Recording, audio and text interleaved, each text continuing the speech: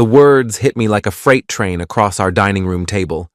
If you want to leave, go ahead. In a few weeks, you'll come crawling back. Zoya said it loud enough for everyone to hear. Her parents sitting stiffly in their Sunday best. Her sister Maya, who'd driven 3 hours from Boston. Her law firm colleagues, nursing their wine glasses and pretending this wasn't happening. And Mira, her best friend since college, who suddenly couldn't meet my eyes. I'd just given my wife an ultimatum about her ex. Stop seeing Anton Kozlov or I walk. Simple as that. But Zoya had other plans. She leaned back in her chair, arms crossed, that smirk I used to find charming now twisted into something cruel. You think you can threaten me, Trent? You think I need you? The silence stretched like a rubber band about to snap. I could hear the grandfather clock ticking in the hallway, the soft clink of silverware as someone set down their fork. Mrs. Petrova, Zoya's mother, whispered something in Russian to her husband. I stood up slowly, my chair scraping against the hardwood floor. Every eye in the room followed me as I reached for my wedding ring, twisted it off my finger, and placed it next to my untouched plate of roast chicken. Trent, Zoya's voice had lost some of its edge. Don't be dramatic. I didn't answer. Couldn't trust myself to speak without saying something I'd regret. Instead, I walked to the coat closet, grabbed my jacket, and headed for the front door. Behind me, I heard Zoya's nervous laugh. He'll be back before dessert.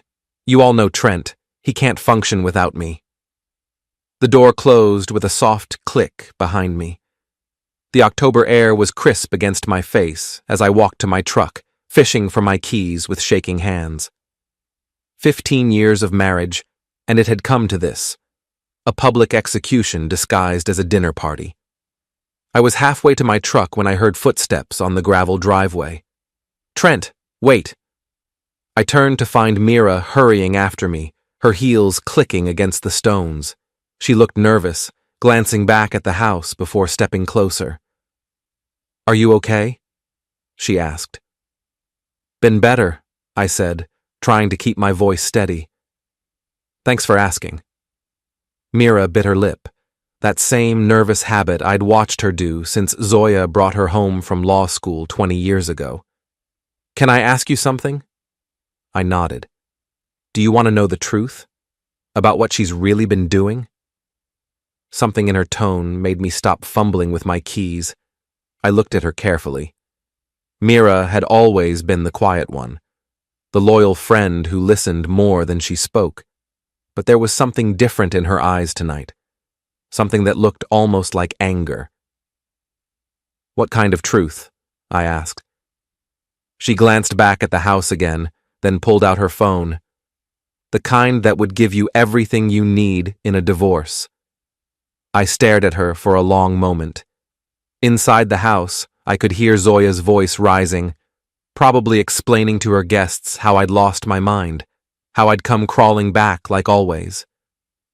Why would you help me? I asked. Mira's jaw tightened. Because she's been lying to everyone, including me, and I'm tired of covering for her. I thought about Zoya's smirk, the way she'd humiliated me in front of everyone, so confident that I was too weak to actually leave. I thought about all the late nights at the office, the mysterious phone calls, the way she'd been pulling away for months. Yes, I said. Mira nodded and started typing on her phone. Give me your number. I'll send you everything tonight. As I rattled off my digits, I could hear laughter from inside the house. Zoya was probably telling her favorite story about how I'd proposed, how nervous and stammering I'd been, how she'd had to help me up off my knees. Trent, Mira said, her thumb hovering over the send button. Once I do this, there's no going back. Are you sure? I looked at the house I'd spent 10 years renovating with my own hands, the windows I'd replaced, the deck I'd built, the garden where Zoya and I had planted roses on our 5th anniversary. All of it felt like someone else's life now. Send it, I said. She hit send, and my phone buzzed immediately. Everything's in there. Screenshots, photos, bank records. She's been planning this for months, Trent. The affair, the money transfers, even talking to a divorce lawyer. My phone felt heavy in my pocket. How long have you known? Too long, Mira said quietly. I kept hoping she'd come to her senses, but she just got worse, more reckless, more cruel. Through the dining room window, I could see Zoya gesturing animatedly, probably explaining my dramatic exit to her captive audience. She looked so confident, so sure of herself. She has no idea what's coming, I said. Good, Mira replied, and there was steel in her voice I'd never heard before. She deserves everything she's about to get. I climbed into my truck and started the engine. In my rearview mirror, I watched Mira walk back to the house, her shoulders straight and purposeful. By the time I reached the end of our street, my phone was buzzing with text messages from Zoya. Where did you go? Stop being such a baby. Everyone thinks you're having a breakdown. Come back and apologize. I turned off my phone and drove to the nearest coffee shop. I needed somewhere quiet to look at what Mira had sent me. Somewhere I could plan my next move without Zoya's voice echoing in my head. The coffee shop was nearly empty. Just a few college students with laptops and an elderly man reading a newspaper. I ordered a black coffee and found a corner table where I could spread out. My hands were steadier now as I opened Mira's messages. The first thing I saw was a screenshot of a text conversation between Zoya and Anton. The timestamp was from 3 days ago. Anton, can't wait to see you tomorrow. Same hotel? Zoya, room 412. I told Trent I have a client dinner. Anton, he still doesn't suspect anything? Zoya, please. He's too busy playing with his tools in the garage, completely clueless. My coffee suddenly tasted like ash. I scrolled down to find more screenshots, dozens of them. Messages about hotel meetings, romantic dinners, even discussions about what they'd do with my construction business once Zoya divorced me.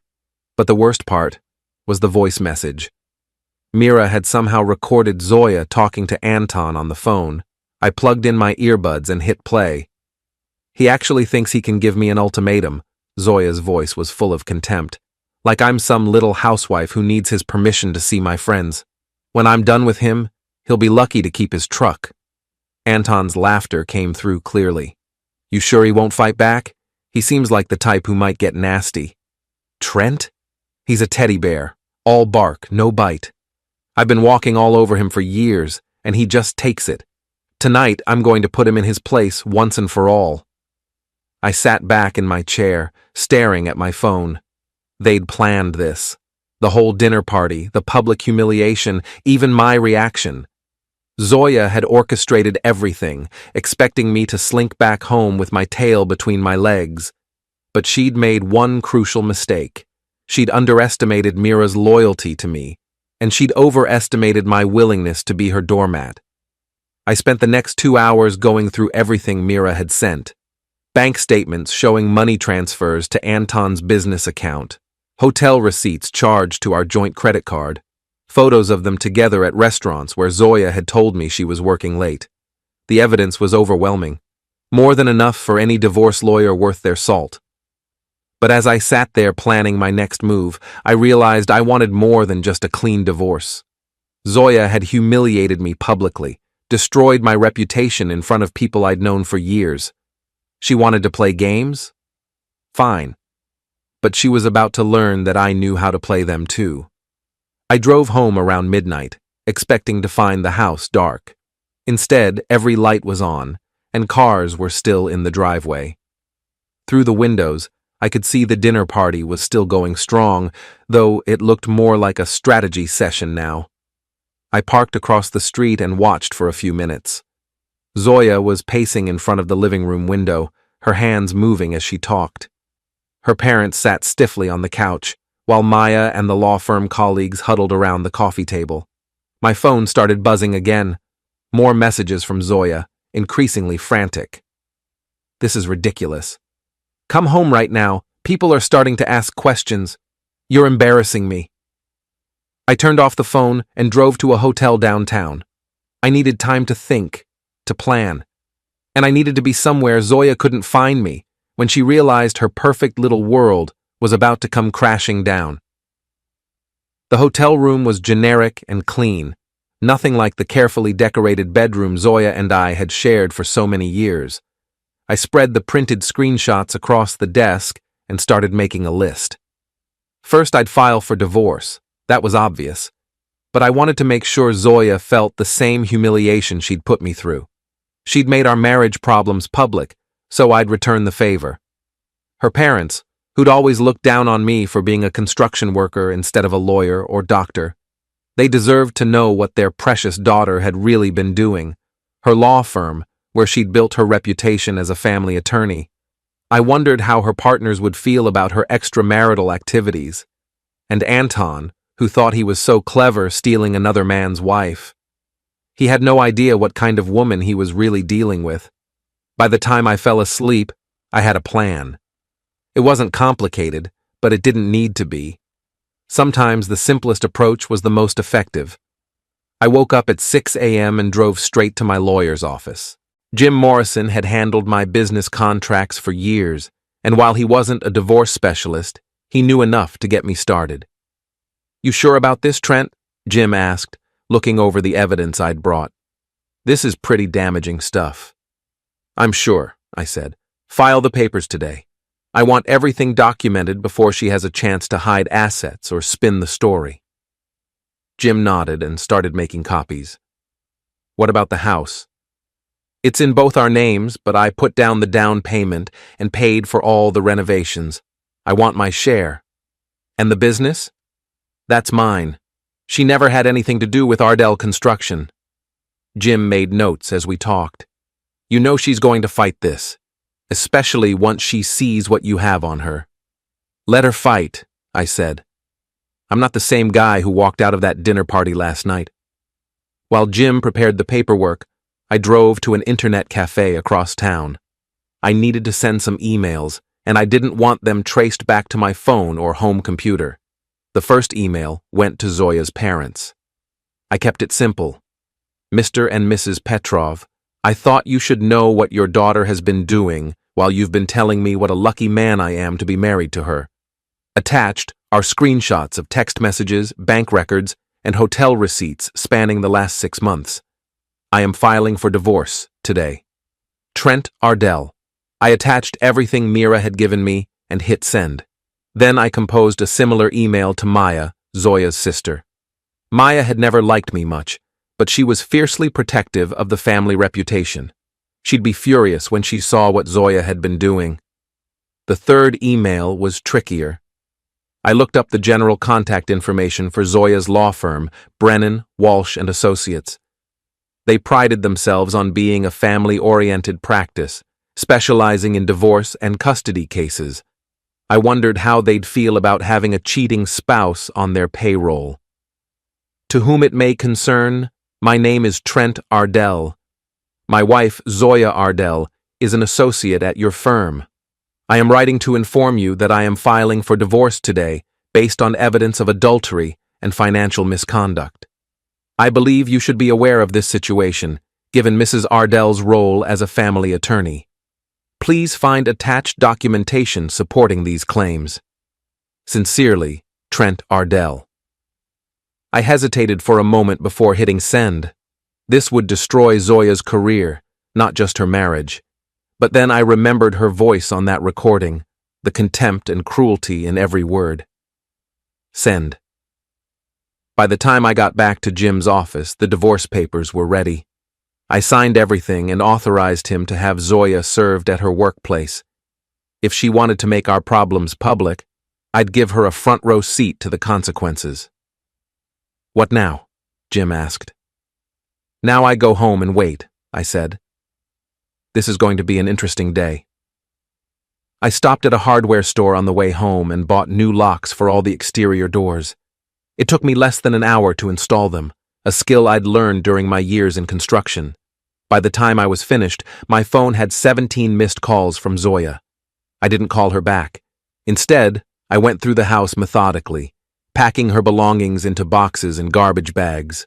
Clothes, jewelry, books, personal items, everything that was clearly hers went into containers by the front door. Around noon, a car pulled into the driveway. Through the window, I watched Zoya's parents get out, their faces grim. Mr. Petrov looked like he'd aged 10 years since last night. They rang the doorbell, and I let them in without a word. Mrs. Petrov's eyes were red from crying, and she clutched a printed copy of my email in her shaking hands. "Is this true?" she asked in heavily accented English. I nodded. Every word. Mr. Petrov sank into the living room chair, his head in his hands. "We raised her better than this." "I know you did," I said. "This isn't your fault." "Where is she?" Mrs. Petrov asked. "At work, I assume. She doesn't know about any of this yet." As if on cue, my phone started ringing. Zoya's name appeared on the screen, and I could see her parents tense up. "Answer it," Mr. Petrov said quietly. "Put it on speaker." I swiped to accept the call and hit the speaker button. "Trent, what is going on?" Zoya's voice was sharp with panic. "My boss wants to see me in his office, and my parents won't answer their phones." I looked at her parents, who nodded grimly. "Hello, Zoya," I said calmly. "Your parents are here. We've been having an interesting conversation." There was silence on the other end, then a sharp intake of breath. "What are you talking about?"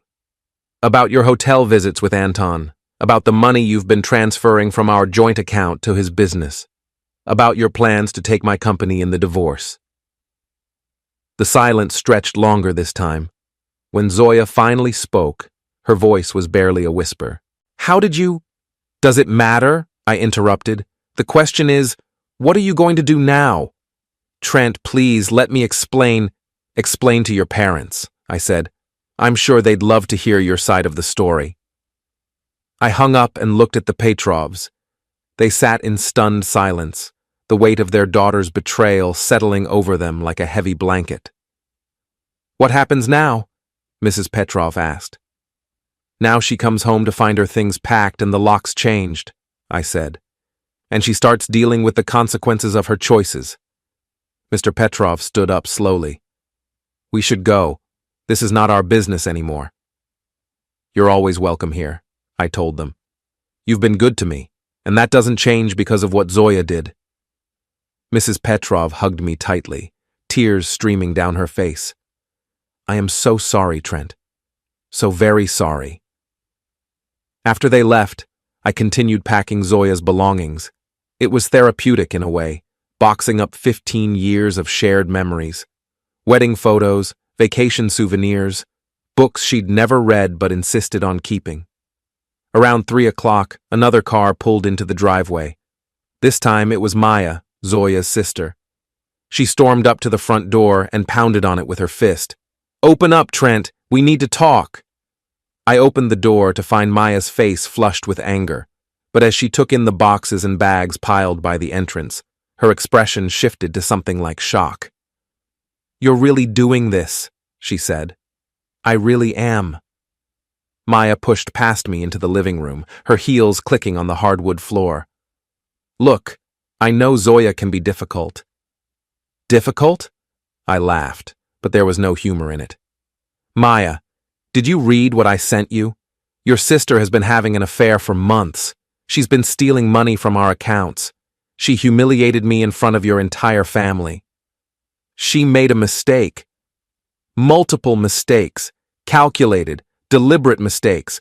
This wasn't some moment of weakness, Maya. This was a campaign." Maya sank onto the couch, finally seeming to grasp the reality of the situation. "What about the house? The business? What about them?" Zoya said... Maya stopped herself, but it was too late. "Zoya said what?" Maya's face went pale. "Nothing. Forget I said anything." But I could see it in her eyes. Zoya had been planning this for longer than I'd thought. She'd been discussing it with her family, probably painting me as the villain who was holding her back from her true potential. "She told you I was the problem, didn't she?" I said. "That she was going to leave me and take half of everything I'd built." Maya didn't deny it. She just sat there, staring at the floor. "Well, she's half right," I continued. "She is leaving, but she's not taking anything that doesn't belong to her." My phone buzzed with a text message. It was from a number I didn't recognize. "This is Robert Brennan from Brennan, Walsh and Associates. We need to discuss your wife's employment status. Please call me at your earliest convenience." I showed the message to Maya, who read it with growing horror. "Oh no," she whispered. "Her job." "Actions have consequences," I said. She should have thought about that before she decided to destroy our marriage for sport. Maya left without another word, her shoulders slumped in defeat. I watched her drive away, then called Robert Brennan back. "Mr. Ardell," his voice was carefully professional. "Thank you for calling. I need to ask you some questions about the information you provided." "Ask away." "Are you certain these documents are authentic?" "Completely certain. I can provide additional evidence if needed." There was a pause. "That won't be necessary. We've already verified several of the claims independently. I'm afraid Mrs. Ardell's position with our firm is no longer tenable." "I understand. We'll be conducting a formal review, but given the nature of the allegations and the evidence provided, her employment will be terminated effective immediately." After I hung up, I sat in my empty house and waited. Zoya would be home soon, and she'd be coming home to a very different world than the one she'd left that morning.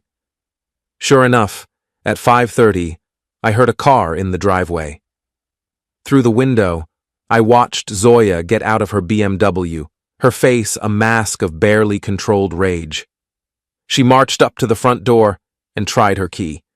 When it didn't work, she started pounding on the door. "Trent, open this door right now!" I took my time walking to the entrance, letting her wait. When I finally opened it, she tried to push past me, but I blocked her way. "Going somewhere?" I asked. "This is my house too," she snarled. "You can't lock me out." "Actually, I can. These are your belongings." I gestured to the boxes and bags. "Everything else stays here." Zoya's eyes swept over the packed items, and I could see the reality of the situation finally hitting her. "You can't be serious." "Completely serious. You wanted me gone, remember? You got your wish." "That was just, I was angry. I didn't mean—" "You meant every word," I interrupted. "Just like you meant every text message to Anton, every hotel visit, every dollar you transferred to his account." Her face went white. "How did you— Does it matter? The point is, I know. Your parents know. Your sister knows. Your boss knows."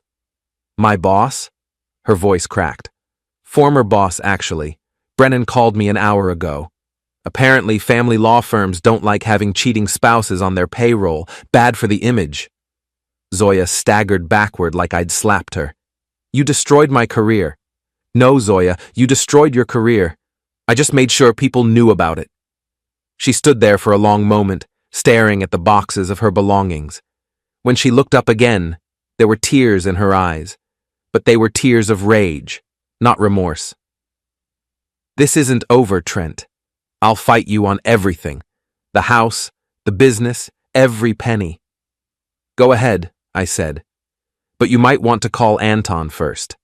Ask him if he's still interested in dating an unemployed woman with a reputation for adultery." I closed the door and locked it, leaving Zoya standing on the porch with the wreckage of her old life. Through the window, I watched her load box after box into her car, her movements sharp and angry. When she finally drove away, the house felt different. Emptier, but also cleaner somehow, like a weight had been lifted from the walls themselves. My phone buzzed with another text from Mira. "How are you holding up?" I typed back. "Better than expected. Thank you for everything." She had it coming. "Are you going to be okay?" I looked around the house I'd built with my own hands, the business I'd grown from nothing, the life I was finally free to live on my own terms. "I'm going to be just fine," I replied. And for the first time in months, I actually believed it. The next morning brought a parade of phone calls that would have been comical if they weren't so satisfying. I was drinking my coffee on the back deck, enjoying the October sunshine, when my phone started ringing at 7 a.m. sharp. The first call was from Anton himself. "Trent, we need to talk." His voice was tight with barely controlled panic. "Do we?" I took another sip of coffee, watching a cardinal land on the bird feeder Zoya had insisted we didn't need. "Look, this whole thing has gotten out of hand. Zoya told me you two were separated." "Did she now?" "She said the marriage was over, that you were just waiting for the paperwork. I never would have." "Anton," I interrupted, "are you calling to apologize?" There was a pause. "I'm calling to see if we can work something out, man to man." I laughed, genuinely amused. "Work something out? Like what?" "Maybe we could keep this quiet. No need to involve lawyers or make things messy." "Too late for that. The lawyers are already involved and things are about to get very messy indeed." "Trent, be reasonable." I hung up and blocked his number. Reasonable was what I'd been for 15 years, and look where it had gotten me. The second call came from Zoya's law school roommate, Patricia, who'd been at the dinner party. "Trent, I just wanted to say I'm sorry about last night. I had no idea what was really going on." "Thanks, Patricia. I appreciate that." "Is there anything I can do? I feel terrible about the whole thing." "Actually, there is something. If anyone asks what you saw at the dinner party, just tell them the truth." Of course, Zoya was completely out of line. After Patricia hung up, I realized that Zoya's support network was already starting to crumble. People didn't like being made fools of, and Zoya had been lying to everyone for months. The third call was from my foreman, Eddie Kowalski, who'd been running jobs for me for 8 years. "Boss, you okay? Word's getting around that you and the missus are having problems. We're getting divorced, Eddie, but it won't affect the business." "Good to hear. The guys were worried. We got that Morrison project starting next week." "Don't worry about it. Business as usual." Eddie was quiet for a moment. "For what it's worth, boss, most of us never liked her much. Always acted like she was too good for us working folks." After Eddie hung up, I realized that Zoya's attitude had been more obvious than I'd thought. She'd always been polite to my crew, but there had been an underlying condescension that apparently everyone had noticed except me. Around noon, I drove to the bank to separate our joint accounts. It was a process I should have started months ago, but I'd been hoping we could work things out. Now I was grateful for my tendency to keep detailed financial records. The bank manager, Susan Rodriguez, had handled our accounts for years. She looked uncomfortable as I explained the situation. "I'll need documentation of the divorce proceedings," she said. I handed her the papers Jim had prepared. "Everything's there. I want to close the joint accounts and open new ones in my name only." Susan reviewed the paperwork carefully. "There are some unusual transactions here. Large transfers to an account belonging to Anton Kozlov. That's part of the divorce case. I'll need records of all those transfers." "Of course. I have to ask, though. Did you authorize these transfers?" "No, but my wife had access to the accounts, so technically they're legal. Morally questionable, but legal." Susan printed out statements going back 6 months. The pattern was clear. Regular transfers of $2,000 to $3,000, always on days when Zoya claimed to be working late or meeting clients. "I'm sorry this happened to you, Trent," Susan said as she handed me the new account information. "I always thought you two seemed happy." So did I. On the way home, I stopped at my favorite diner for lunch. The Sunrise Cafe was a local institution, the kind of place where construction workers, lawyers, and retirees all sat at the same counter and argued about politics over coffee. Maggie, the owner, waved me over to my usual booth. She was in her 60s, with gray hair and sharp eyes that missed nothing. "Heard you had some excitement at your place last night," she said, pouring coffee without being asked. "News travels fast." "Honey, this is a small town. When Zoya Ardell has a public meltdown, everybody knows about it by breakfast." I looked up from my menu. "Public meltdown?" Maggie slid into the booth across from me, which she only did when she had serious gossip to share. She came in here around midnight crying and carrying on, tried to use the phone to call you, then started telling anyone who'd listen how you'd lost your mind. What did people say? Not much. Most folks figured there had to be more to the story. Zoya's never been shy about airing her dirty laundry, but you've always been pretty private. Maggie was right. In all our years of marriage, I'd never complained about Zoya publicly, even when she'd given me plenty of reasons to. I'd believed that marriage problems should stay between married people. Well, I said, the whole story's going to come out soon enough. Maggie nodded knowingly. Usually does. You want your usual? While I waited for my burger, I thought about Zoya's midnight visit to the diner. She'd probably expected sympathy, maybe even help rallying people to her side. Instead, she'd found a room full of people who knew both of us well enough to reserve judgment. My phone buzzed with a text from Jim Morrison. Zoya's lawyer wants to meet tomorrow. She's hired Catherine Walsh. I nearly choked on my coffee. Catherine Walsh was one of the most expensive divorce attorneys in the state, and she was also a partner at Brennan Walsh and Associates, the same firm that had just fired Zoya. I texted back, conflict of interest? That's what I thought.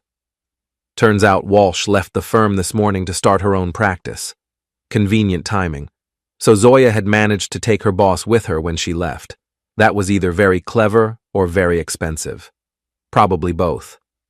Can we handle Walsh? I texted. With the evidence you have? Absolutely.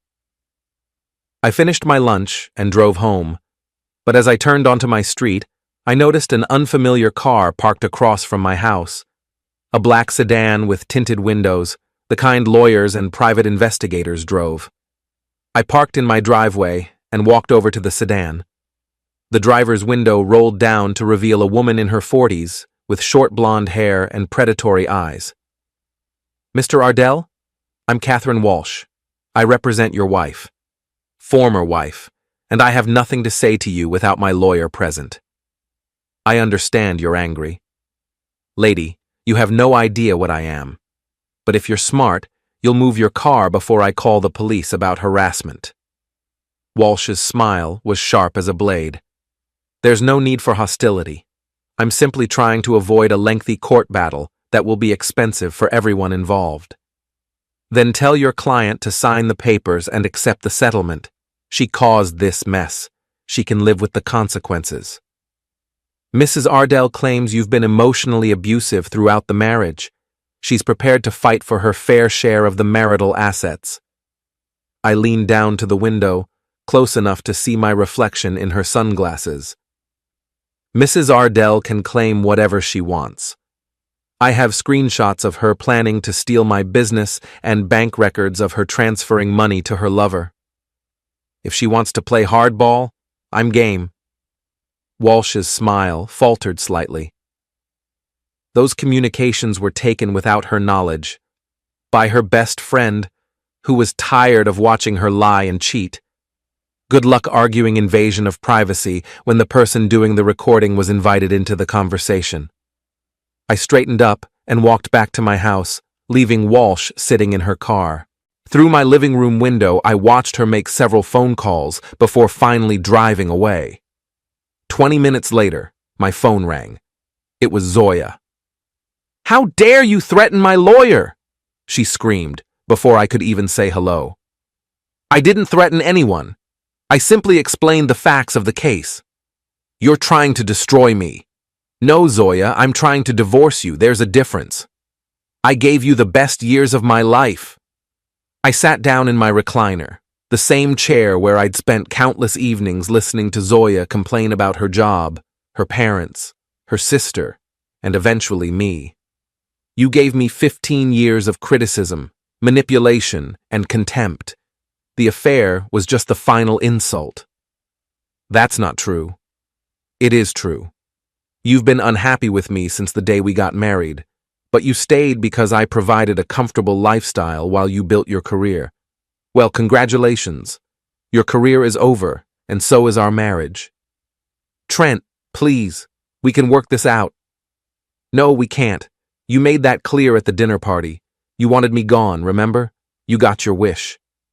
I hung up and turned off my phone. I was tired of explaining myself to people who'd already made up their minds about who was right and who was wrong. That evening, Mira called from her office. "How are you holding up?" she asked. "Better than expected. How's Zoya?" Completely unhinged. She spent the day calling everyone we know, trying to get people to take her side. It's not going well. What do you mean? I mean, people aren't buying her victim act. Too many of them saw how she treated you last night, and word is getting around about the affair. Mira was quiet for a moment. There's something else. She's been asking about you and me. What about us? She thinks we're sleeping together. That's why I helped you. I laughed, despite everything. Of course she does. She can't imagine someone doing the right thing without an ulterior motive. I told her the truth, that I was tired of watching her destroy her marriage and humiliate you in public, but she doesn't believe me. Let her think whatever she wants. It doesn't change anything. Actually, it might. If she's convinced we're having an affair, she might try to use that in the divorce. I thought about that for a moment. Let her try. We've never been alone together except for last night in the driveway, and there were witnesses to that conversation. True, but Zoya's desperate people do stupid things. Mira was right to be concerned. Zoya had always been vindictive when she didn't get her way, and now she was facing the collapse of everything she'd worked for. That made her dangerous. Be careful, I told Mira. If she's willing to destroy our marriage for sport, there's no telling what else she might do. After we hung up, I walked through the house, checking locks and windows. It felt strange being alone here after so many years of marriage, but it also felt peaceful.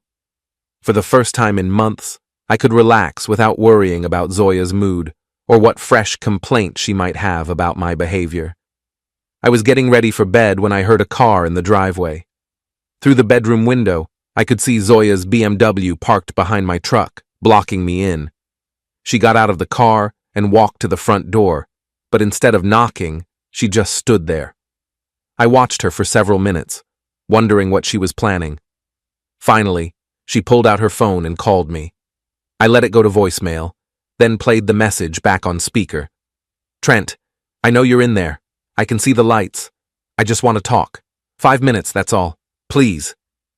Her voice was different now, smaller, more vulnerable.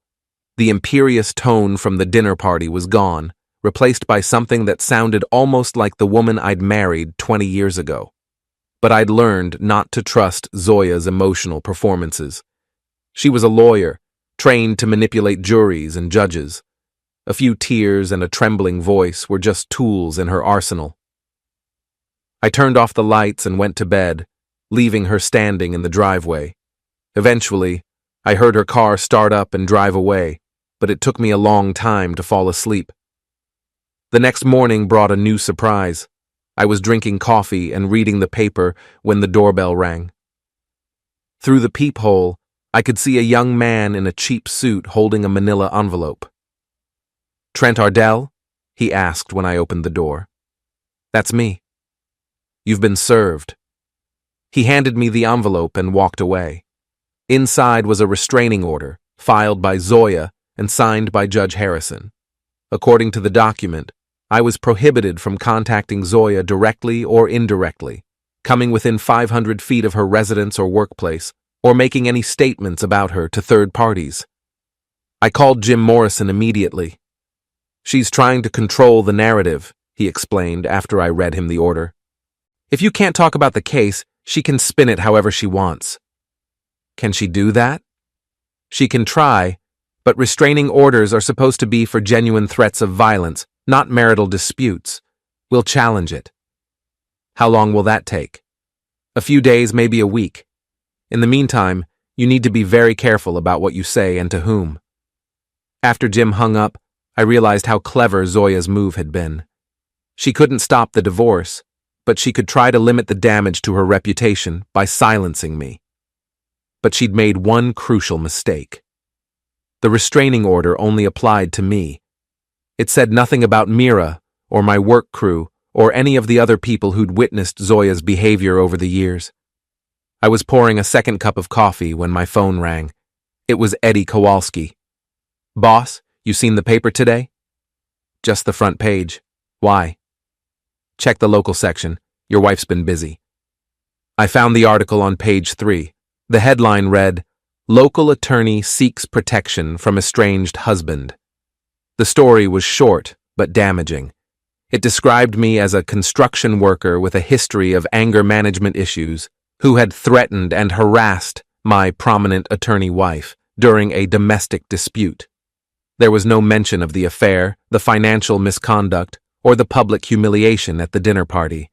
Just Zoya's version of events, carefully crafted to make her look like a victim and me look like a violent thug. I called Jim back. "I saw it," he said before I could speak. "It's a hit piece, probably fed to the reporter by Walsh. Can we respond?" "Not directly because of the restraining order, but there are other ways to get the truth out." "Such as?" "Well, the restraining order doesn't prevent other people from talking to reporters, and it doesn't prevent us from filing court documents that become part of the public record." I was beginning to understand why Jim had such a good reputation. He might not be a divorce specialist, but he understood how the game was played. "What do you need from me?" "Everything. Bank records, phone records, witness statements.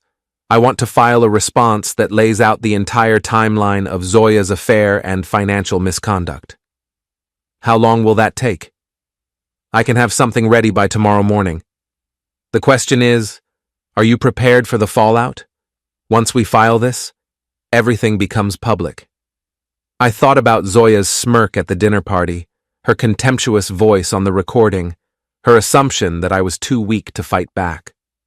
"File it," I said. "All of it." The rest of the day passed quietly. I worked on some estimates for upcoming jobs, trying to maintain some sense of normalcy while my personal life imploded around me.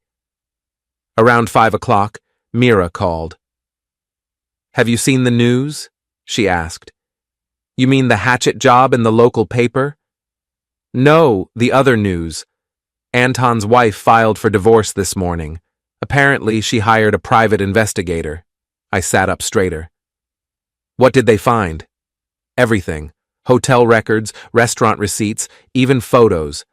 Anton's been cheating on his wife with multiple women, not just Zoya." "How do you know all this?" "Anton's wife called me.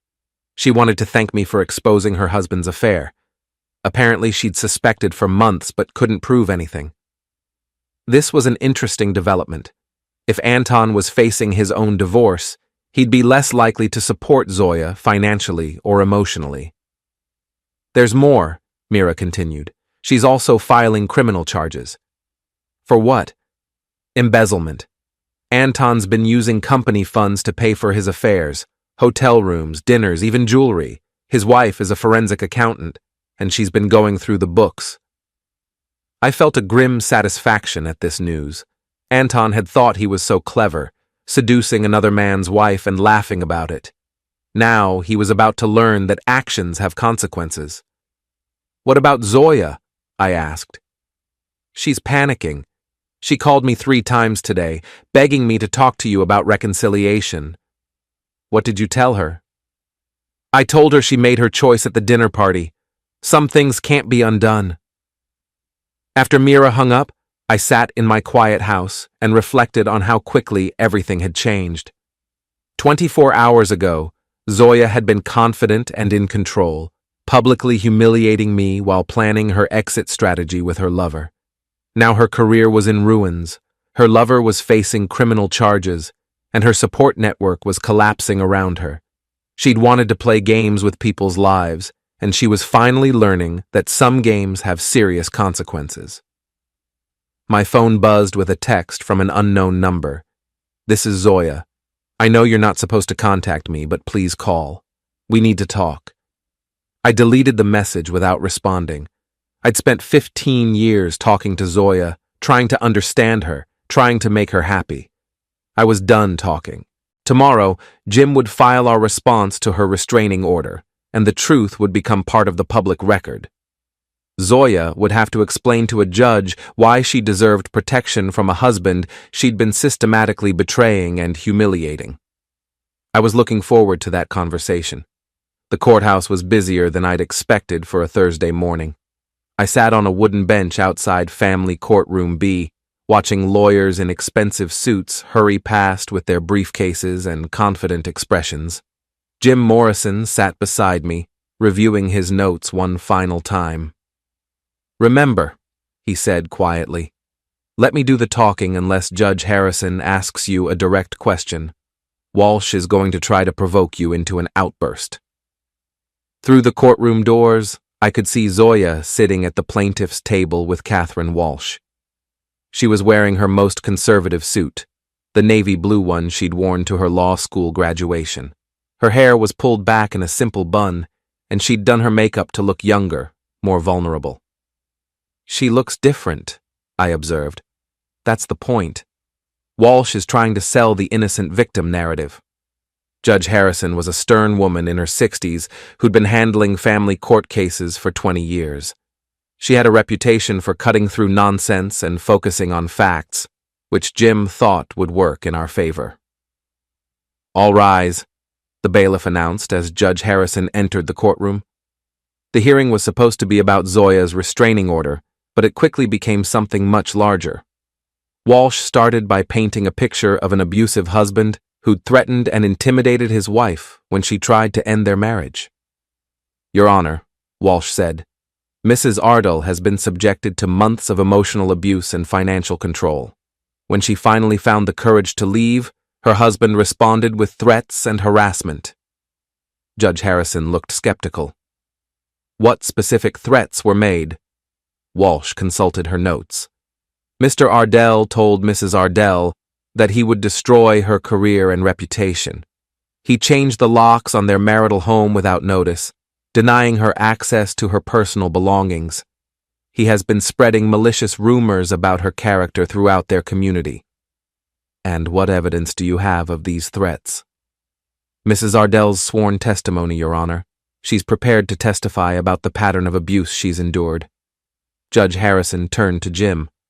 "Mr. Morrison, how does your client respond to these allegations?" Jim stood up slowly, holding a thick folder. "Your Honor, we categorically deny all allegations of abuse or threats. In fact, we have extensive evidence that Mrs. Ardell has been engaged in adultery, financial misconduct, and deliberate emotional cruelty toward my client." "That's irrelevant to the question of domestic violence," Walsh interjected. "Actually," Judge Harrison said, "it's quite relevant to the question of credibility. Mr. Morrison, please proceed." Jim opened his folder and pulled out the first exhibit. "Your Honor, these are screenshots of text messages between Mrs. Ardell and her lover, Anton Kozlov, spanning a period of 6 months. They detail an ongoing affair and include discussions about how to hide assets and manipulate the divorce proceedings." I watched Zoya's face as Jim spoke. The carefully constructed mask of vulnerability was starting to crack, replaced by something that looked like panic. "Furthermore," Jim continued, "we have bank records showing unauthorized transfers of marital funds to Mr. Kozlov's business account, totaling over $18,000. Walsh stood up. "Your Honor, these communications were obtained illegally." "No, they weren't," Jim interrupted. "They were provided by Mrs. Ardell's best friend, who was included in many of these conversations, and who became concerned about Mrs. Ardell's behavior." Judge Harrison examined the screenshots carefully. "These appear to be authentic. Mrs. Ardell, did you send these messages?" Zoya looked at Walsh, who nodded reluctantly. "Yes, Your Honor, but they're taken out of context."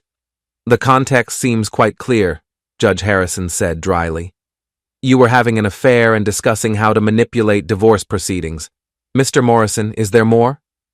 "Yes, Your Honor. We also have audio recordings of Mrs. Ardell discussing her plans to humiliate my client publicly and take his business assets." Jim played a portion of the recording Mira had captured. Zoya's voice filled the courtroom, dripping with contempt as she described me as a teddy bear, who would crawl back after she put me in my place. The silence that followed was deafening. Judge Harrison's expression had shifted from skeptical to openly disapproving. "Mrs. Ardell," she said finally, "you claim your husband threatened to destroy your reputation, but it appears you were planning to destroy his. Can you explain this contradiction?" Zoya's composure finally cracked completely. "He humiliated me in front of my family. After you humiliated him in front of the same family, according to this evidence. Mrs. Ardell, restraining orders are serious legal instruments designed to protect victims of genuine abuse. They are not tools for controlling the narrative in a contentious divorce." Walsh tried to salvage the situation. "Your Honor, regardless of the marital issues, Mrs. Ardell has a right to feel safe." "From what?" Judge Harrison interrupted. "I see no evidence of any threats or violence from Mr. Ardell. What I see is a woman who engaged in adultery, financial misconduct, and public humiliation of her spouse, then tried to use the legal system to silence him when he filed for divorce." Judge Harrison turned to me directly. "Mr. Ardell, have you ever threatened your wife with physical violence?" "No, Your Honor. I've never laid a hand on her in anger." "Have you contacted her since the restraining order was issued?" "No, Your Honor. She's tried to contact me, but I haven't responded." Judge Harrison nodded and made some notes. "Mrs. Ardell, I'm dismissing your petition for a restraining order. Furthermore, I'm referring this matter to the District Attorney's Office for potential perjury charges." Walsh shot to her feet. "Your Honor, that's what happens when people lie under oath in my courtroom," Judge Harrison said sharply. "Mrs. Ardell, you're fortunate that your husband is seeking only a divorce and not criminal charges for the financial misconduct detailed in these exhibits."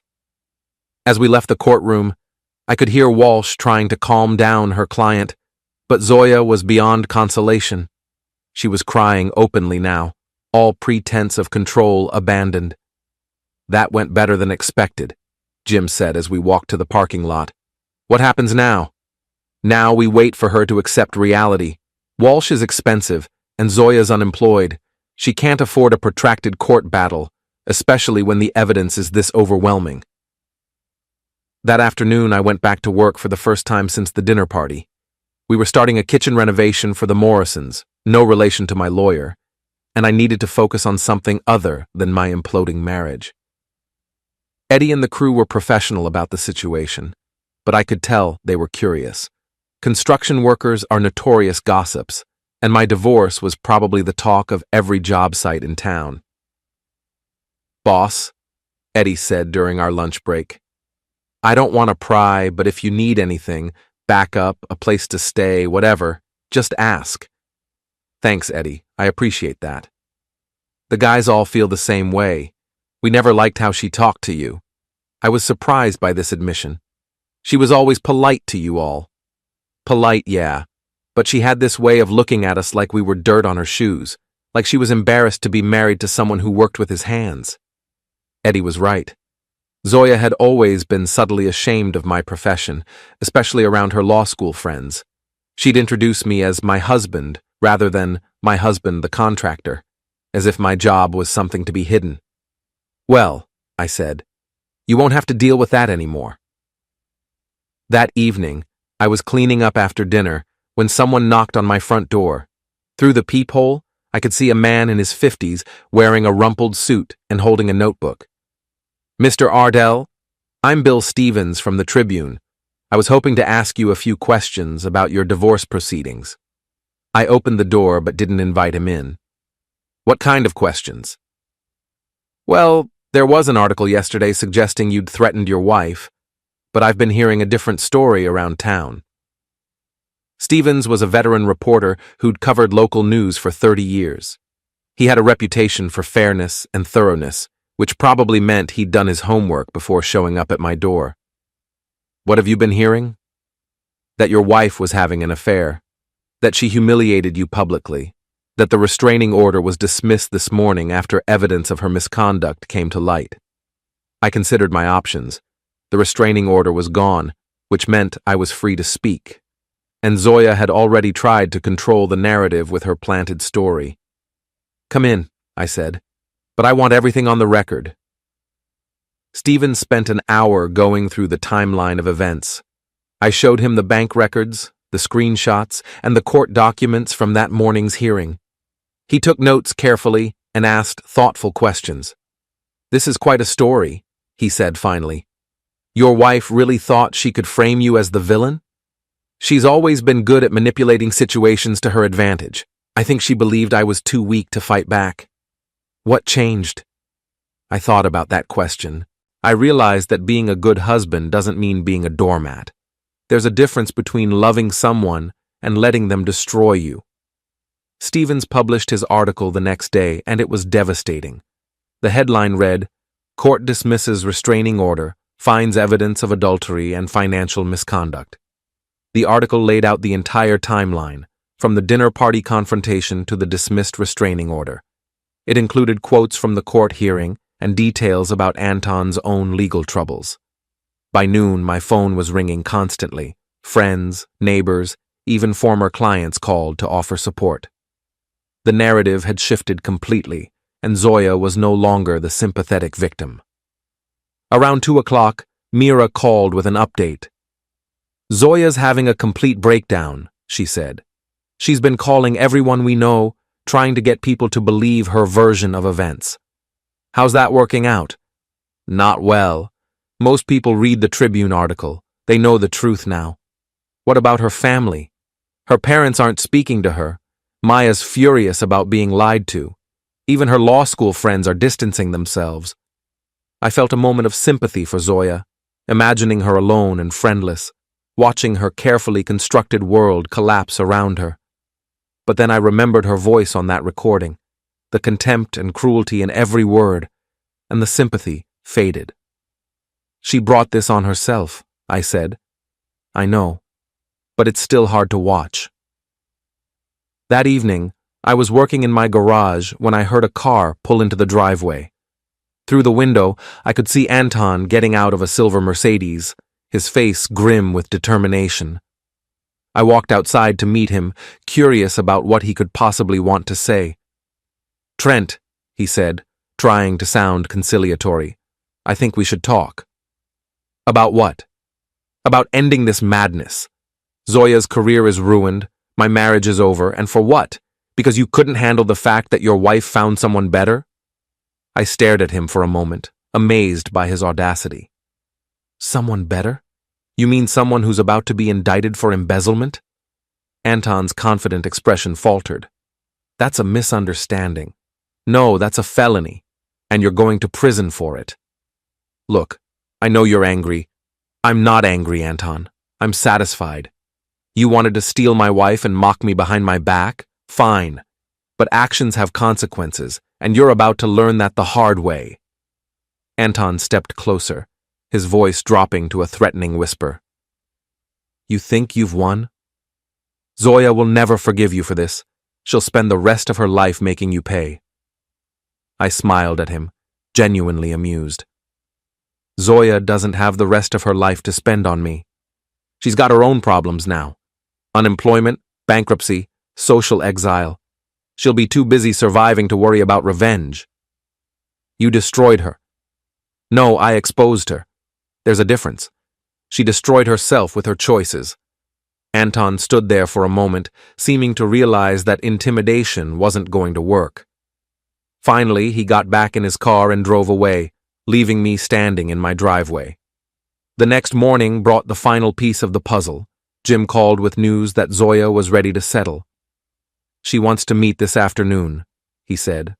"Walsh thinks they can negotiate a quick resolution." "What kind of resolution?"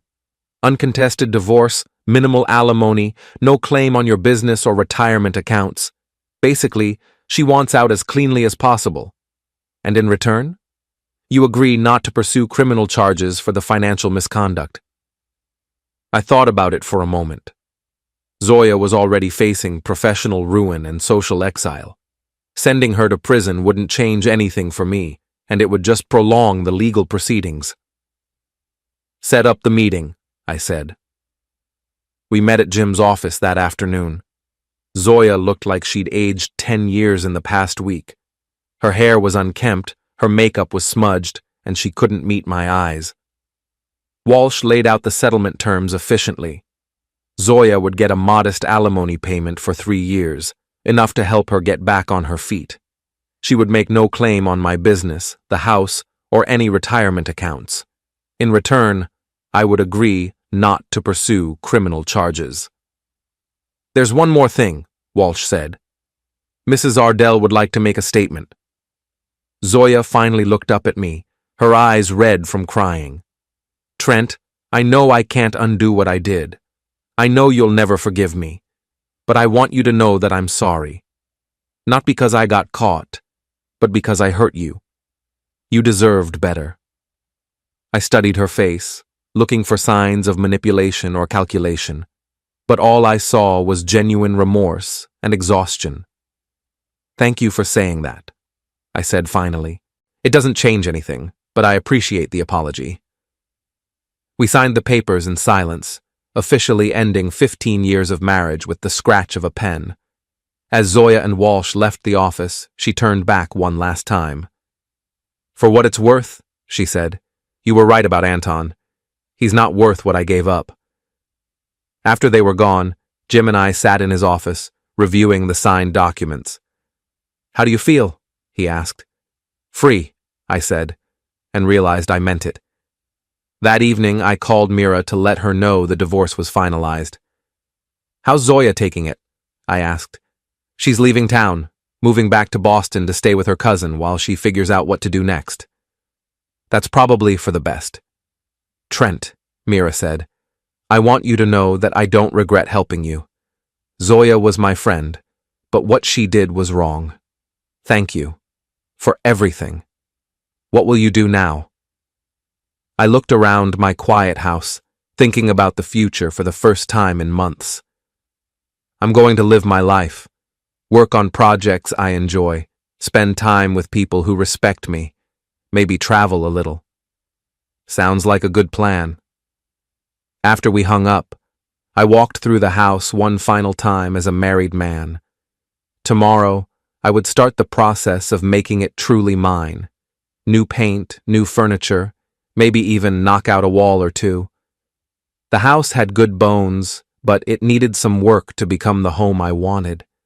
I poured myself a glass of wine and sat on the back deck, watching the sunset paint the sky in shades of orange and pink. For the first time in years, I felt genuinely at peace. My phone buzzed with a text from Eddie. "Heard the news. The guys want to take you out to celebrate. You free tomorrow night?" I typed back, "Absolutely. Thanks for everything. You got it, boss. You deserve to be happy." As the stars came out, I reflected on everything that had happened. Zoya had been right about one thing at the dinner party. I had been too weak to stand up to her for years, but she'd been wrong about everything else. I wasn't crawling back. I wasn't broken. I wasn't the same man who'd walked out of that dinner party a week ago. I was free, and I was just getting started.